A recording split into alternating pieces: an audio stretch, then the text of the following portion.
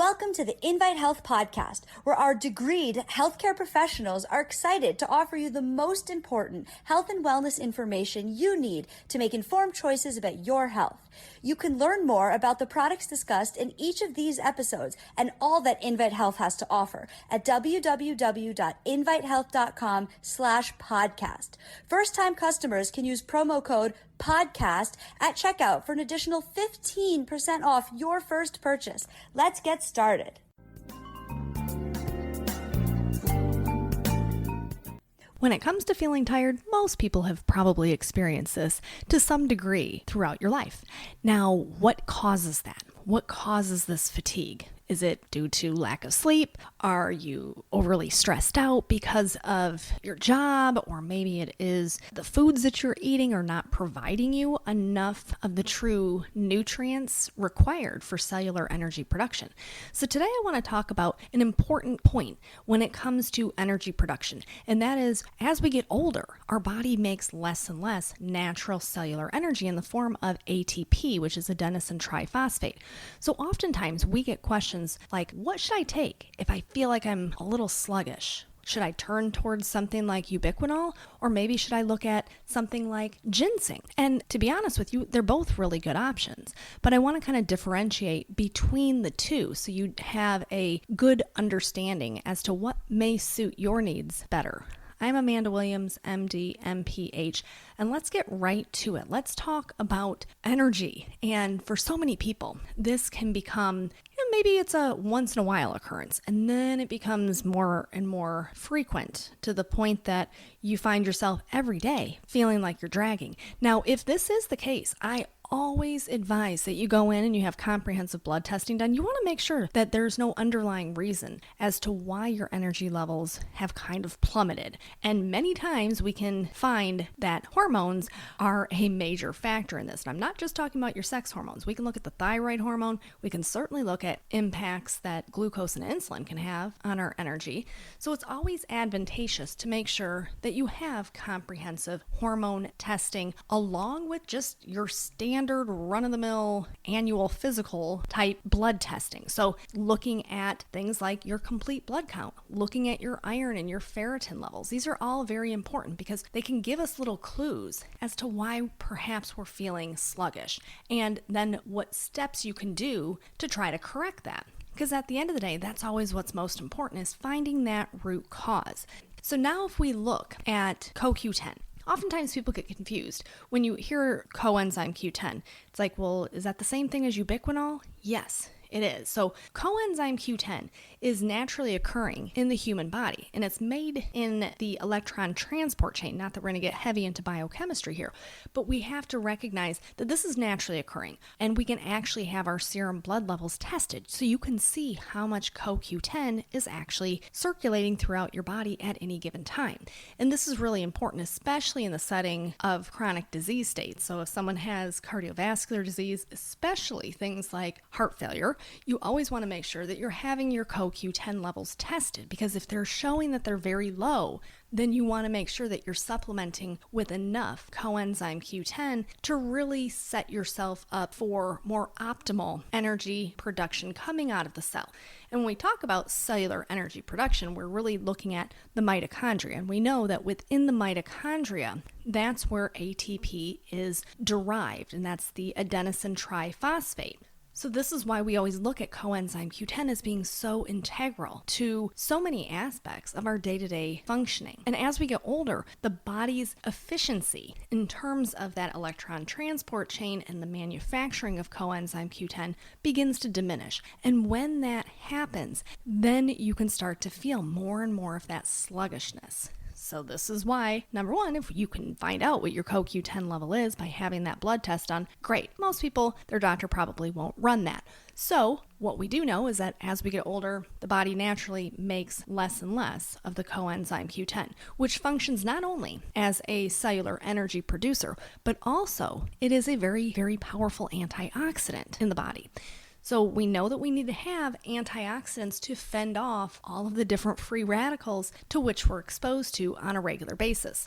So we know coenzyme Q10, very, very important. Now, what's the difference between ubiquinone and ubiquinol? Well, your ubiquinone is kind of the more standard form of coenzyme Q10. And in the body, through that electron transport chain, you have ubiquinone, and then it actually converts into ubiquinol. It's reduced form, and that's the powerful form. That's the form that yields the most antioxidant value. So when we're taking it as a supplement, ubiquinol is really the preferred form that you would want to select. Now, luckily for you, we have two different options. We have our ubiquinol 60 milligram, which is wonderful. It's Kanika, which is a registered trademark form. It is manufactured here in the United States and is the most widely studied supplemental form of ubiquinol on the market. So the Kanika QH that we use. Now we also have our ubiquinol with NADH, which is a vitamin B3 substrate. So niacin, we know niacin is very, very important when it comes to heart health.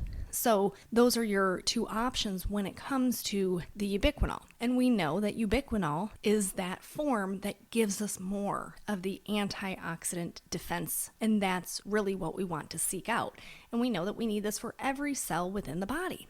So when we think about our brain, our neurons, we think about the heart, every area in the body requires coenzyme Q10. So this is why when you're feeling sluggish, taking coenzyme Q10 oftentimes can be very, very helpful in terms of creating more natural energy production at that cellular level.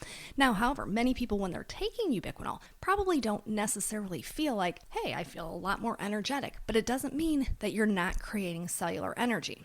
Now, when we look at something such as Panax ginseng, on the other hand, we are now dealing with a plant, and we know that ginseng has been utilized for hundreds and hundreds of years as a medicinal treatment for so many different human health conditions. So when you look at Chinese medicine, for example, we know that ginseng has been around for a very, very long time. And we know that when it comes to issues with heart health, when it comes to issues with brain health, circulatory health, that Panax ginseng has been turned to in Chinese medicine for so long. Now, what's really interesting is the amount of studies that have been done with ginseng as a promising treatment for fatigue. And in the Journal of Alternative and Complementary Medicine, they were looking at ginseng specifically as a treatment for people who are suffering from fatigue. And we know that many, many Americans definitely deal with fatigue. You know, it may not be full-blown chronic fatigue syndrome,